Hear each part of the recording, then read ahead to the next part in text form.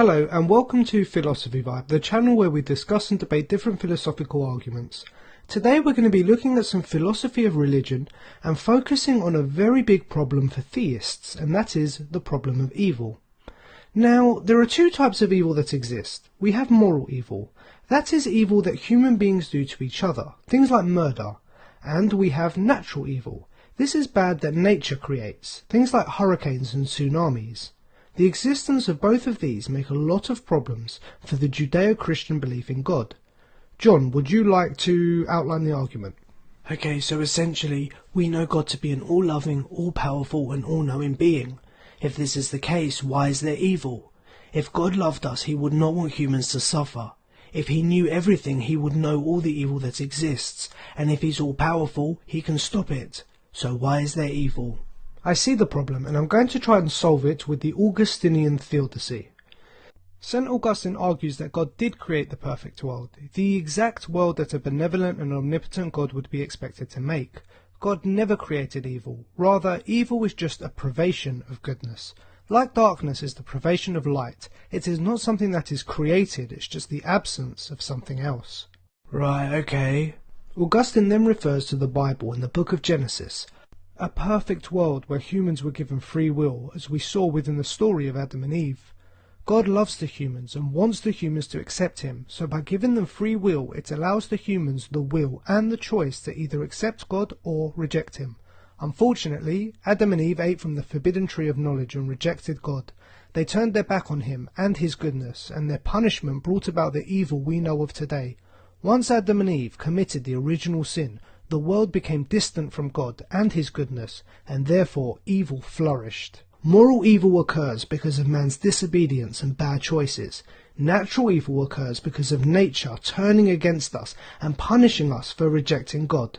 And as we were all present within the loins of Adam, we must all suffer and live with evil as punishment. Whoa, okay. Seems like God is not someone you want to upset. Well, Augustine says he does give man a second chance, and that is by following the path of Jesus Christ. By accepting Jesus, you can be let back into paradise. So, God still does love us and wants us all to go back to him and choose him again. Well, that's good to know.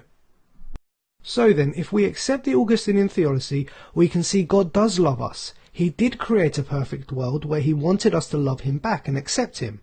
However, it was human free will that led to the original sin, which therefore means it was humans who brought about the evil in our world, not God, and every human must now deal with it.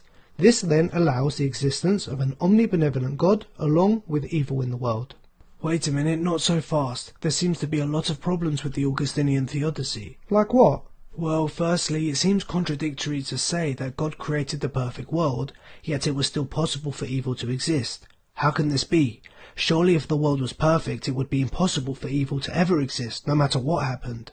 This argument was raised by Schleiermacher. How can a perfect world have the possibility of evil? It's a logical contradiction. Either the world was never perfect to begin with, or, if it was perfect, then it means God purposely created evil, which Augustine said he didn't. So, which is it? Either way, it does not sound like something an all-loving God would do. Good point. Also, it was only Adam and Eve who disobeyed God, yet all humans have had to suffer evil. This does not seem like something an all-loving God would do. Why should I be punished for something that the very first human had done? Yes, I see. And finally, the whole theodicy relies on Genesis and the story of Adam and Eve as a fact. This story is inconsistent with scientific discoveries into the origins of humans and with the evolution of people and nature. So this throws the whole theodicy into doubt, and so does not help solve the problem of evil argument. Okay, let me try another argument on you then. Go for it. The Irenaean theodicy, or as Hick later referred to it, the soul-making theodicy. Now, this argument does claim that God did in fact create the possibility of evil. However, he done it for a soul-making purpose. In order for good to exist, evil has to exist. If humans only lived in a world of good, we would never be able to recognize it. We can only recognize tall if we know what it means to be short. We can only recognize cold if we know what it is to be hot. So we can only recognize good if we know what evil is. Evil is therefore necessary in appreciating good. Yeah, I understand that. The soul-making theodicy then claims that God did not make humans perfect. Rather, he purposely made them imperfect, but gave them free will in order for humans to reach perfection through their own free choices. And in order for them to achieve perfection, they must make the right choices to get there.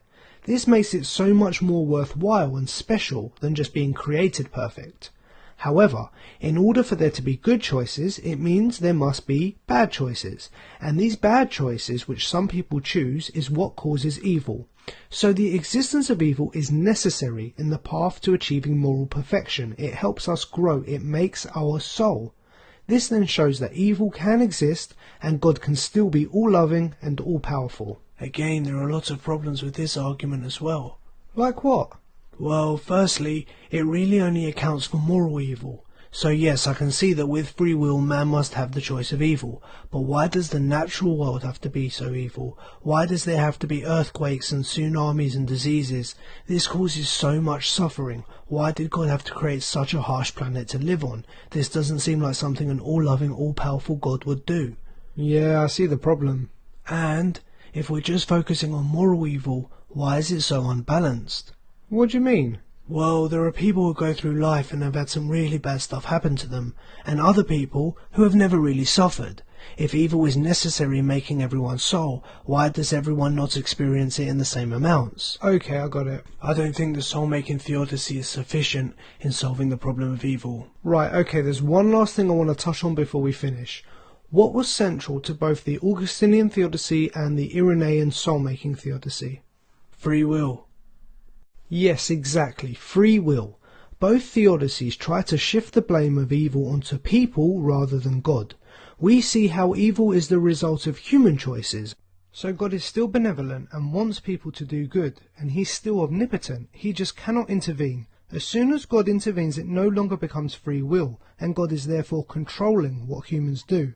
So do you think free will defense is sufficient in itself to address the problem of evil? No, I don't. Why? Well, firstly, as we saw with the Irenaean theodicy, it only explains moral evil. It does nothing for natural evil. Yes, we saw that. Also, I personally don't see a logical contradiction in having humans who freely choose, but only choose good. A similar point was raised by J.L. Mackie. Think about it. We have humans now who are faced with choices and freely choose good. So there is no contradiction in God creating all humans like this all the time. We would all have the freedom to choose wrong, but we never make that choice. If he was all powerful, he could do this, and if he was all loving, he would do this. Okay. And lastly, I think that God's omniscience poses a threat to free will in general. Explain. Well, if God knows everything, then he knows the future. And if you know the future, you know how an event is going to turn out before it's even happened. So if you know how an event is going to turn out, then it sort of means that it's predetermined. Let's go back to the Augustinian theodicy and look at Adam and Eve. Go for it. If God is all-knowing and can see into the future, he would have known that Adam and Eve were going to eat from the forbidden tree before he had even created them. So their sin was established before they were even created. How then were they ever free not to choose what they chose? It seems God purposely created Adam and Eve with an intended destiny to commit the original sin, which would not make him benevolent. Or Adam and Eve did freely choose to sin, but God just had no idea it was going to happen. Then he is not omniscient nor omnipotent. Very good argument. Now, if you enjoyed the problem of evil debate, please check out our book, Does God Exist? A Philosophical Inquiry.